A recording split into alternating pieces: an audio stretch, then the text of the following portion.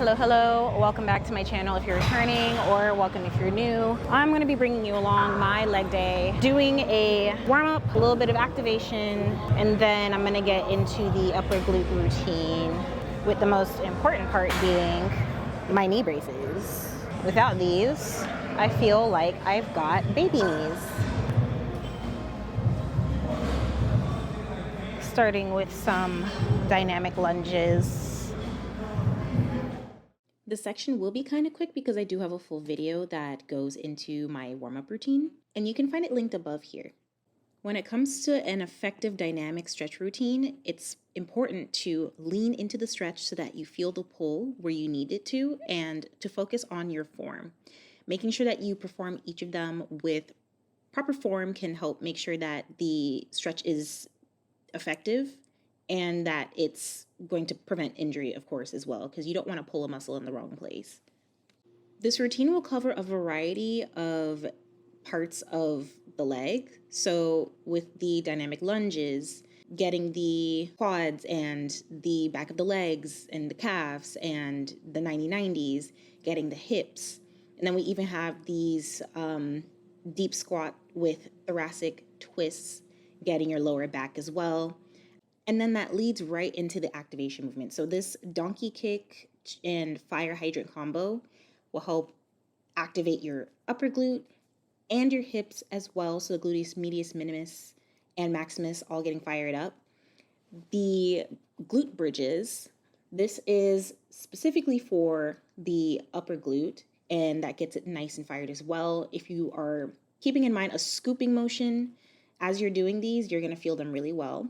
And then foam rolling, which will help relieve any further remaining tightness in your hips, will lend well.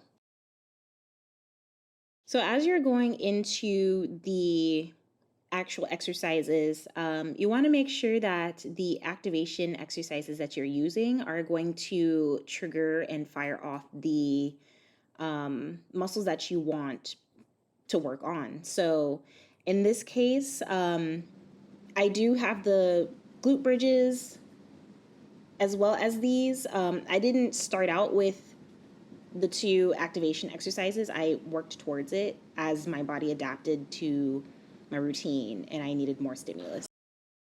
So what you're going to do next is get a box or something to put your foot on. You're going to get ready for Bulgarian split squats. Now you can also use a bench too, just anything that will elevate your back foot. Alrighty, for these, I like setting up my foot at a 90-degree angle because of how far back I want to go.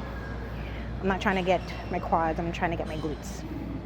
So to help with this, I step out and it's a nice 90. And by the time I come back up and go down, I'm going to be leaning my chest forward. And I'm going to be sitting back on it like I'm trying to sit down on a chair. And keeping in mind not to put any weight on the back foot. The back foot's there for stability, but you're not putting weight into it. It's all supposed to go onto your working leg.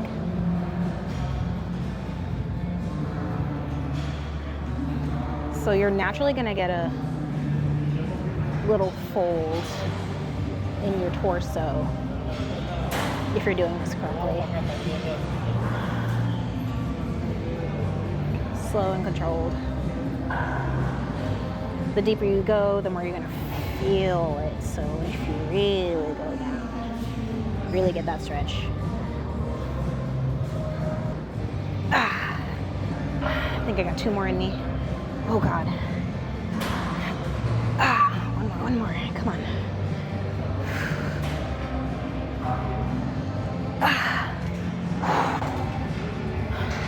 I see stars.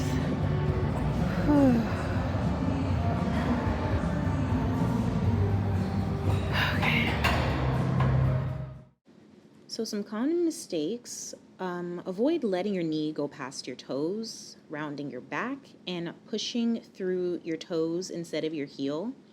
When you push through your heel, that is the cue that your body needs to engage your glute muscles. Otherwise, you're going to be using your quads mostly, and we'd want to use this exercise for upper glute, lower glute as well. If you are doing this correctly, you will feel it in those locations. Also, to prevent knee irritation, place your front foot far enough forward so that when you lower your body, your knee stays directly above or slightly behind your toes. And this will help distribute the load more evenly between your hip and knee joints and will then reduce stress on your knees. And of course, don't go too deep at first. Work on slowly getting lower. If you don't got liquid chalk, I highly recommend it. The last thing you want to do is just worry about your weight slipping out your hand. All right. Remember, the goal is to have your knee track a little bit outward like you're doing a squat. Have that weight centered. Have your hand out for balance if needed.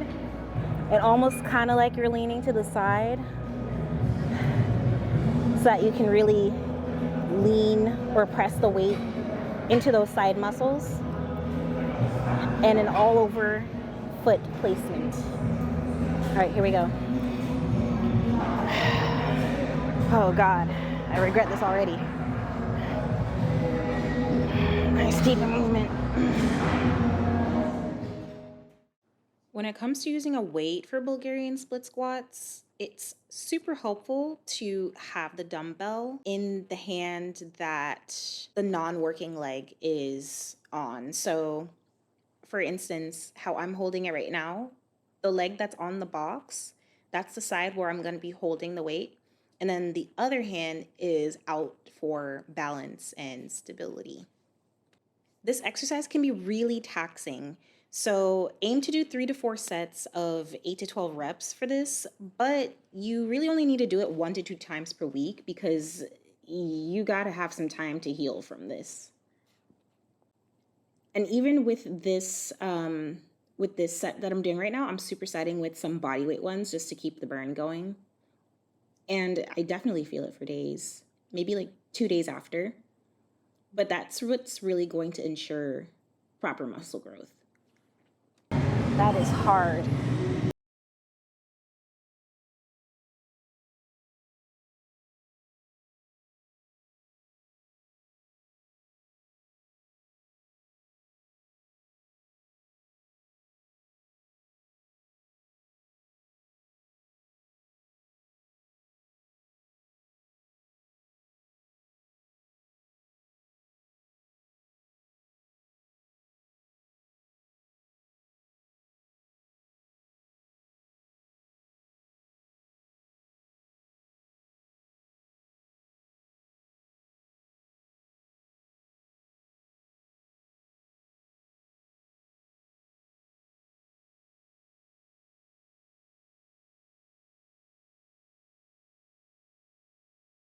Of how I'm moving. So that slow and controlled descent, the pause at the bottom, and then the slow ascension adds intensity to the movement.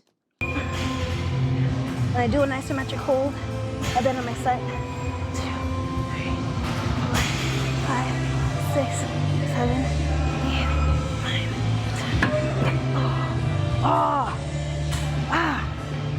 10. Make sure that your feet aren't too far out. Then you'll get more hammies. If they're too in, you'll get too much quads. Nice little sweet spot. So that you'll be able to get your upper glute. Ay, ay, ay. The squat to RDL Superset on a cable machine is chef's kiss. For this, you'll want a low positioned cable and a moderate weight that will allow you to maintain proper form. Some common mistakes to avoid to make sure that this is the best quality exercise is, first, making sure that you don't round your back. Keep your back straight and hinge at the hips so that you don't have any unnecessary strain on your lower back. Make sure that you are squatting down to at least parallel and maintain proper form throughout the RDL movement, making sure, of course, like your back is not rounded and that you're sitting backwards rather than bending over. Take your time. Avoid rushing through the exercise. That controlled, slow movement maximizes muscle engagement. And then as you're squatting, your knees should be tracking over your toes and not cave inward. 3 to 4 sets, 8 to 10 reps, and you are good. Last but not least, I've got the standing hip abduction with a plate as my isolation exercise at the end. This exercise is perfect for when the hip abduction machine is not available. To do this exercise, there are going to be some slight bends in your body on the knee that you're standing on, as well as your hip. You're going to be leaning slightly forward, just a little, and you're going to, of course, have the working leg bent as well. Find a plate that'll let you do the movement properly and make sure you progress the weight as well. And hold that plate on the side of your leg that's going to be moving, and start lifting your leg to the side. And you're going to be doing this about 10 to 15 times on each leg. So I end up doing 3 sets for each leg for this. So is in the right position with a slight bend in your knee, and use a wall for support. I'd love to know if you are going to be trying out this routine. Comment down below if you do. Come back to it, refer to it. If you have any questions as well, you can also drop that down below. Until the next one, see ya. Bye.